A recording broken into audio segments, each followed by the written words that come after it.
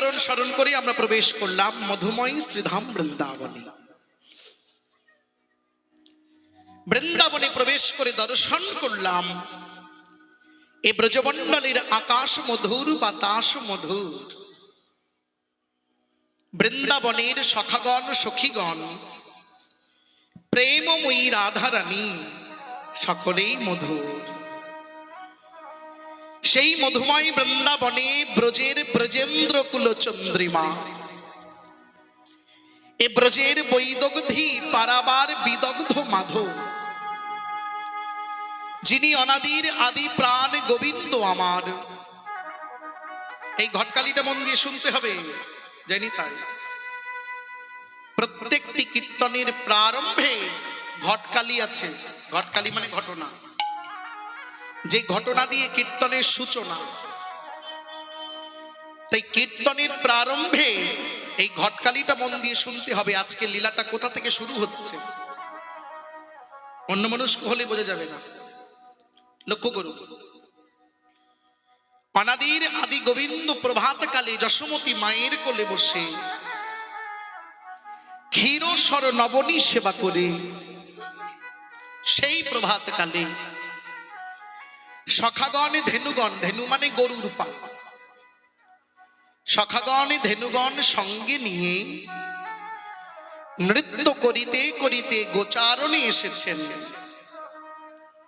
গোঠো খেলা খেলিতে আর গাভী চারণ করিতে, গরু চড়াতে। এই যে মায়েরা আমার কাছে বলুন দেখি, গরু চড়ানো কি ভালো কাজ নাকি? বলুন, কি গরু চড়ানো ভালো কাজ? আপনাদের ঘরে ছোট ছোট বাচ্চারা যখন দুষ্টুমি করে লেখাপড়া শেখে না, দুষ্টুমি করে যখন পড়াশোনা করে না, তখন ধমক দিয়ে বলেন, লেখাপড়া করছিস না, বড় হয়ে কি গরু চড়াবি? রাধে রাধে বলেন। গরু চড়ানো ভালো কাজ? ভগবান গরু চড়াচ্ছেন কেন? লীলার পরিবেশে আমরা দর্শন করছি তিনি গাভীচারণ করছেন বটে, কিন্তু আদতে গোবিন্দের নাই গোচারণ লীলা, আর রাধারানীর নাই বিরহ জ্বালা। এটি লীলা, এটি লীলা। প্রাণে গোবিন্দ লীলা করবার জন্যে নরবপু ধারণ করেছেন। শ্রীকৃষ্ণের যতেক লীলা সর্বোত্তম নরলীলা, এই মনুষ্য লীলা। কত কত রূপ ধরেছেন না? একটি শূকর মূর্তি ধরেছেন, নাম বরাহ, নৃসিংহ হয়েছেন, কত কত রূপ ধরেছেন, কিন্তু মহাজন বললেন এই নরলীলা সর্বোত্তম। অর্থাৎ মনুষ্য দেহে যে লীলা হয়, মানুষের মতো হয়ে তিনি যখন নেমে আসেন ধরিত্রীতে, সেই লীলা বড় উত্তম লীলা। নরলীলার হয় অনুরূপ। বেশটা কেমন? গোপবেশ বেণুকর, শ্যাম কৈশোর নটবর, নরলীলার হয় অনুরূপ। তাই মনুষ্য লীলা করতে এবে অবনীতে তিনি এসেছেন গরু চড়াতে, এটি লীলা। তাই আজ ভগবান গাভীচরণ করিতে করিতে প্রিয় বন্ধু, মনের বন্ধু, অন্তরের বন্ধু, প্রিয় সখা, নাম তার সুবল, গাভীচারণ করিতে করিতে ভগবানের নয়ন চলে গেল সুবলের বদনে। সুবলের দিকে তাকালেন, বন্ধুর দিকে। বন্ধুর বদন পানে তাকানো মাত্র গোবিন্দের আরেকটি বদন মনে পড়ে গেল। কার বদন মনে পড়ল? সুবলের বদন দেখা মাত্র কৃষ্ণের রাধা বদন মনে পড়ে গেছে। রাধে রাধে। বাহ, নয়ন দিল সুবলের বদনে, কেন রাধা বদন মনে পড়বে? কারণ আছে। কারণটি কি? কারণটি হলো সুবলের বদন আর রাধারানীর বদন দেখতে অবিকল একরকম। কি করে হলো? হলো এই কারণে, এই রাধারানী এবং সুবল এরা জাট্টুতো খুঁট্টুতো ভাই বোন। বুঝতে পেরেছেন? কথা বোঝা গেছে? জাততো খুঁড়তো ভাই বোনদের মুখের মধ্যে মিল দেখা যায় না? কি সত্যি কথা তো? মায়েরা কি বলছেন? সত্যি কথা না? চোখ ছুঁয়ে বলো, সত্যি কথা। তাহলে ভাই ভাই বোনদের জাততো খুঁড়তো হলেও মুখের অনেক মিল দেখা যায়। তা বৃষভানুর কন্যা হলো রাধারানী, চন্দ্রভানুর কন্যা হলো চন্দ্রাবলী, সুভানুর পুত্র হচ্ছে সুবল। এরা প্রত্যেকে জাততো খুঁড়তো ভাই বোন, মুখের মিল আছে। তাই যে মিনি গোবিন্দ সুবলের বদনে নয়ন দিয়েছে, সুবলের বদনে তাকানো মাত্র রাধা বদন মনে পড়ে গেছে, আর খেলতে ভালো লাগছে না। কি ভালোবাসার মানুষটার জন্য যদি পরাণ পড়ে আর কিছু ভালো লাগে? লাগে গো, লাগে না। তখন ভালো কথা বললেও কেমন টক টক মনে হয়। দেখবেন মেয়ে পছন্দ করেছে, ওই বাড়ির ছেলে, বাড়ির লোক কত বলছে ও বাড়ির ছেলে ভালো না, তুই যাস না। ওরে ও বাড়ি গেলে সারা জীবন তোকে কান্না করে মরতে হবে, যাস না, মানা করছে। রাধে রাধে। ও হবে না, ওই জিনিসই দরকার, নাই হবে না। ভালোবাসা এ তো প্রাকৃত জগতের ভালোবাসা, কিন্তু অপ্রাকৃত জগতের ভালোবাসা সেটি অন্য বস্তু। সেই প্রেম নীলকে না হয়, সেই প্রেম নীলকে না হয়। এই জগতের ভালোবাসা কিছুদিন পরে তার রূপটা পাল্টে যায়, বিকৃত হয়ে যায়। কিন্তু রাধা কৃষ্ণের ভালোবাসা শুরু থেকে পরিণতি, শুরু থেকে শেষ বলা যাবে না। রাধা কৃষ্ণের ভালোবাসা শেষ হয়েছে, শেষ বলা যাবে না। তাহলে শুরু থেকে পরিণতি স্বরূপে একই, এতটুকু পরিবর্তন নাই। দেখেছেন না আপনারা? ভালোবাসা আজকের না, শুরু হয়েছিল কবে? সেই শিশুকালে। রাধারানী হয়েছিল জন্ম অন্ধা, কৃষ্ণ পরশে রাধারানী প্রথম চোখ মেলে গোবিন্দকে দেখেছেন। ভালোবাসা ওখান থেকে। রাধে রাধে। ভালোবাসার কোনো বিকৃত রূপ পেয়েছেন? মাথুরে 100 বছর কৃষ্ণহারা, তথাপিও রাধারানীর বিকৃত রূপ আসেনি, কৃষ্ণের প্রতি ভালোবাসা এতটুকু কমেনি।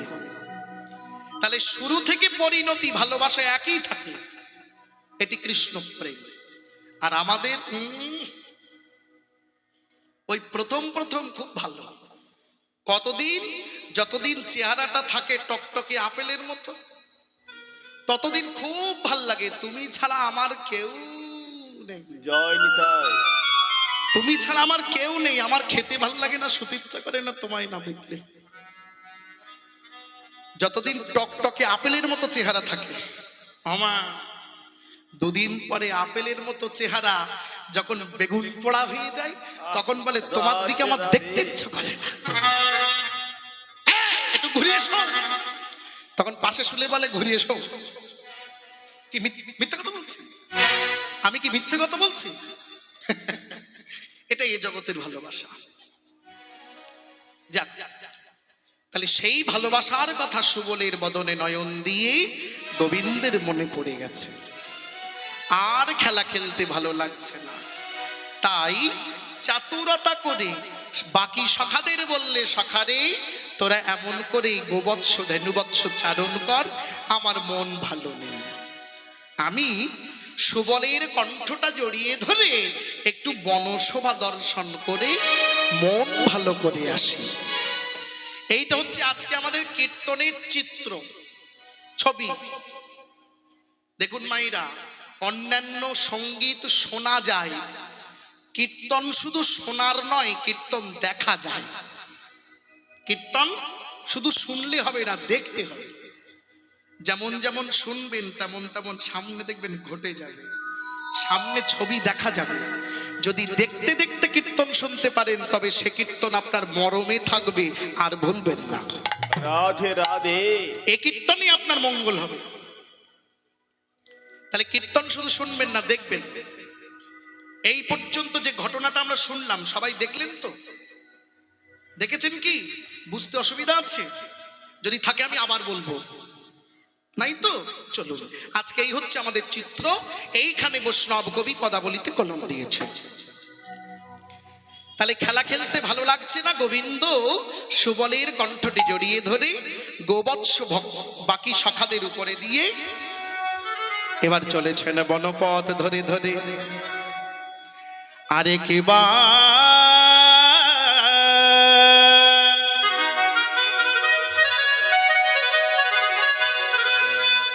দেখো সুবলক করিয়া সঙ্গে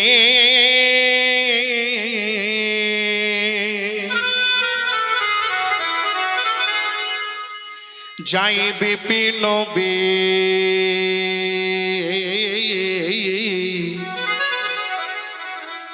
বিহার রঙ্গে। আর সুবলক বিজা সঙ্গে বিপিন বিহার রঙ্গে। সুবলক বিজা সঙ্গে বিপিন বিহার রঙ্গে। কিবা রসময় ও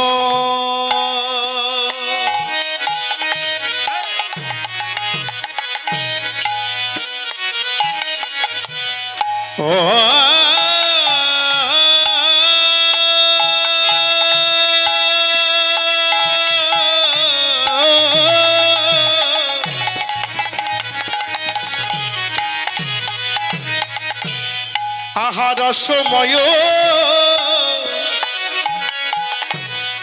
বিদগদ শ্যামে